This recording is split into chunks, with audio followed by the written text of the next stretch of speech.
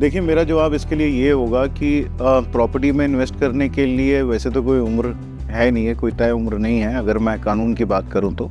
But हाँ, ये depend करता है आपकी इनकम के ऊपर।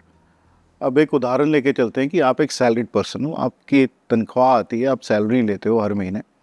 तो एक बड़ा अच्छा थंब रूल है कि 12% आपका प्रोविडेंट फंड कटता है, ठीक है? 12% आप खुद से सेविंग करिए, उसके बाद आप अपने घर के खर्चे माइनस करिए। उसमें से देखिए कि आपका कितना सेविंग में जाना चाहिए और कितना आप ईएमआई को अफोर्ड कर सकते हो, ठीक है? तो ये देख के आपको चलना चाहिए और आपके पास कुछ सेविंग पड़ी होनी चाहिए, जिससे कि आप इन्वेस्टमेंट कर सको। टोटल पैसा आपको ज़रूरी नहीं है कि बैंक से लोन लेना है। बैंक से लोन लेके आप अपने खर्चे बहुत बढ़ा सकते हो। आप सोचो कि मैं सेविंग नहीं कर रहा और सिर्फ ईएमआई के बेसिस पे कर लेता हूँ, ये घर ले लेता हूँ या कोई भी प्रॉपर्टी ले लेता हूँ।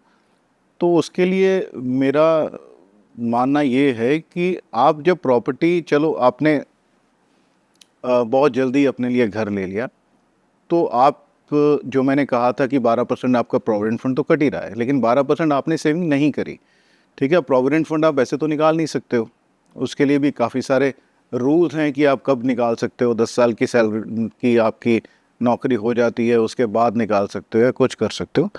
तो आपको देखना है कि मेरे पास डिस्पोजेबल इनकम कितनी मैं इकट्ठी कर रहा हूँ। तो अगर आपने, जो मैं उदाहरण दे रहा था आपको, कि अगर आपने घर जल्दी ले लिया और आप सेविंग नहीं कर पा रहे हो और आपने सिर्फ ईएमआई कर दी, तो हो सकता है कि आज आपकी उम्र 25 साल की है, आपको पता नहीं चल रहा कि आप कहाँ खर्चे कर रहे हो, क्या कर रहे हो, और आपने घर ले लिया।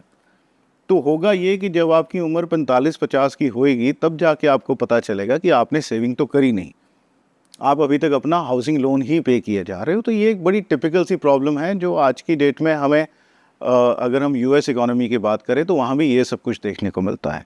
वहाँ पर लोग हैं जिन्होंने अभी अपना एजुकेशन लोन दिया नहीं है और उनके बच्चों का एजुकेशन लोन चालू हो गया। तो मैं आपसे यही विनती करूँगा कि ये आप उस सिचुएशन में मत पड़ें। पहले अपनी एक डिस्पोजेबल इनकम क्रिएट करें, एक अपनी सेविंग क्रिएट करें और उसके बाद आप घर खरीदने के बारे में सोचें।